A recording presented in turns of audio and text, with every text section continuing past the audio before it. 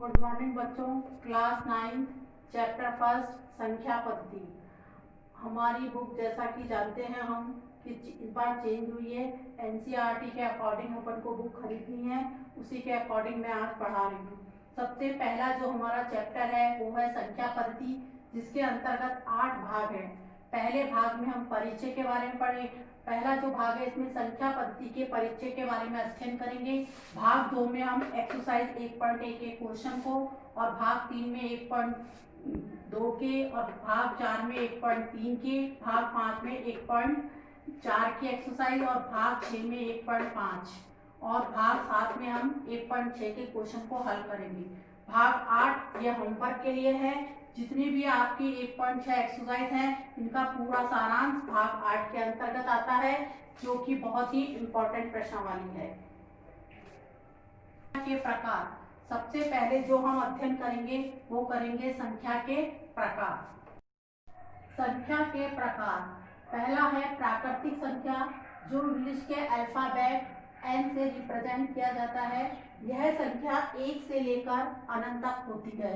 इसके एग्जाम्पल जैसे n बराबर 1 2 3 4 5 6, मतलब अनंत तक ये संख्या जाती है।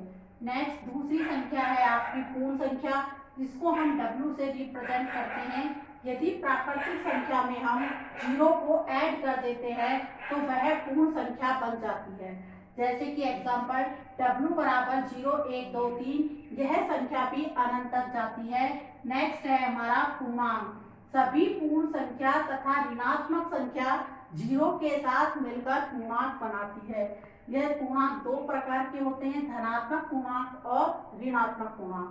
इसका एग्जाम्पल जैसे एक साइड 0 के 1 2 3, यह संख्या प्लस में होगी, और नेक्स्ट इधर माइनस की 1 2 3 होगी। अभाज्य संख्या एक से बड़ी वह प्राकृत संख्या जो एक या स्वयं के अलावा किसी और से विभाजित नहीं हो।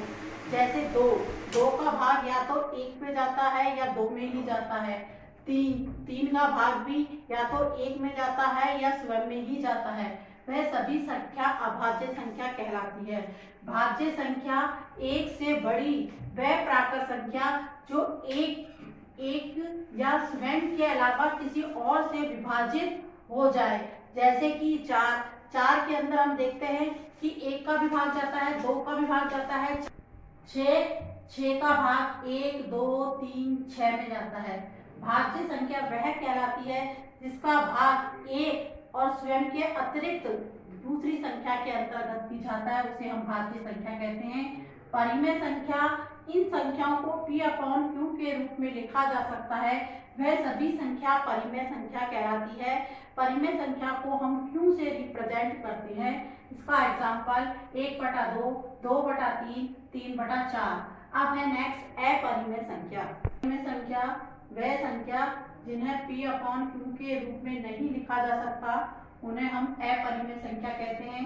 जैसे √2, √3, पाई की वैल्यू 22/7 होती है, किंतु जब हम 7 का 22 में भाग देते हैं तो वह संख्या एक प्रकार से अशांत के रूप में प्राप्त होती है, मतलब एक उसका कोई हल नहीं हो पाता है, इसीलिए उसे हम अपरिमेय संख्या कहते हैं। वास्तविक संख्या, जिसको हम r के द्वारा रिप्रेजेंट करते हैं, यह परिमेय और अपरिमेय संख्या का मिश्रण होता है, उसे ही हम वास्तविक संख्या कहते हैं। एक प्रकार से हम कहते हैं, इसमें ये कहा जा सकता है कि सभी संख्याओं का जो मिश्रण होता है वही वास्तविक संख्या कहलाता है। एग्जाम्पल 0 1 2 3 4, 1/2 1/3, √2, √3, सभी परिमेय और अपरिमेय संख्या के मिश्रण को हम वास्तविक संख्या कहते हैं। वास्तविक संख्या और दशमलव प्रसार। शांत इस स्थिति में शेष 0 हो जाता है, अर्थात कोई भी क्वेश्चन होता है उस पर एक प्रकार से हमको हल प्राप्त हो जाता है। जैसे उदाहरण 1/2, 2 का भाग जब हमने 1 में दिया तो 0.5।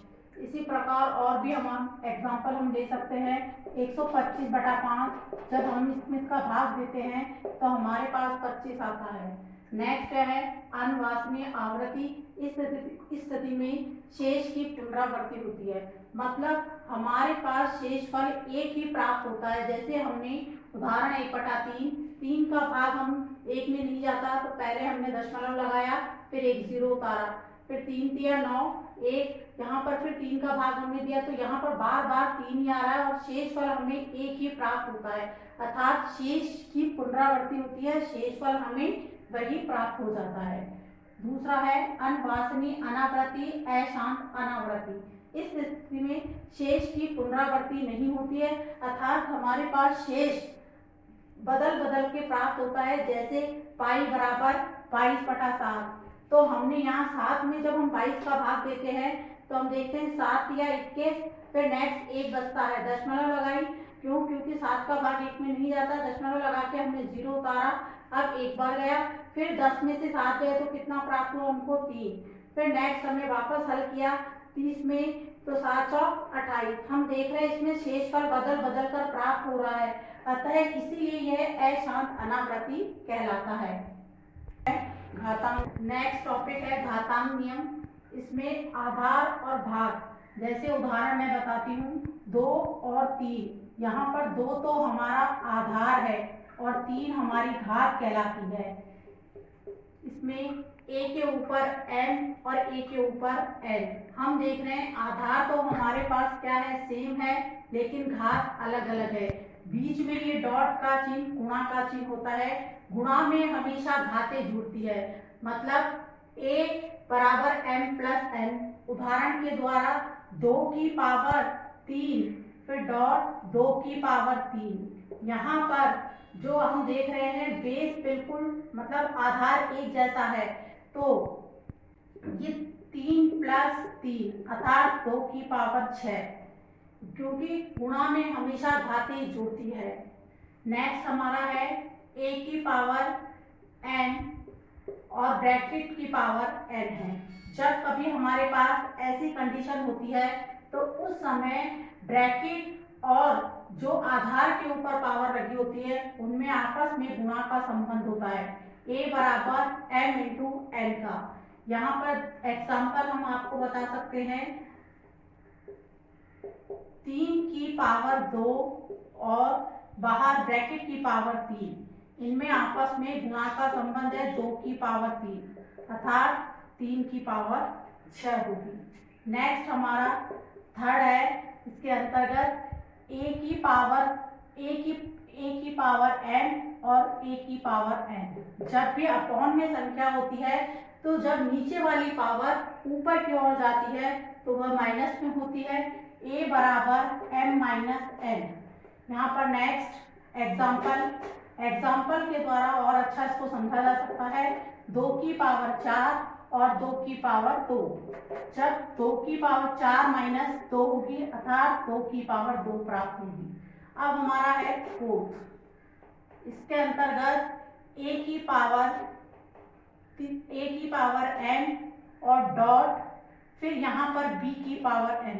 हम देख रहे हैं यहाँ पर हमारे आधारों के अंदर चेंज है, एक तो a है और एक b है, जबकि हमारी घात यहाँ पर दोनों में सेम है, a की पावर m और b की पावर m है।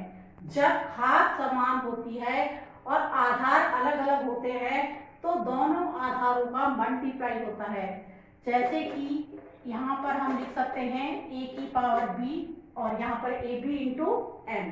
नेक्स्ट एग्जाम्पल, 2 की पावर 3 और फिर डॉट का चिन्ह, फिर हम देख रहे हैं 3 की पावर 3, तो यहाँ पर हम 3 को 2 से गुणा करके लिखेंगे, 3 दूना 6 की पावर 3। ये हमारे घातांक नियम में 4 ही फार्मूले बताए गए हैं, इसके अकॉर्डिंग ये पाठ परिचय पूर्ण होता है।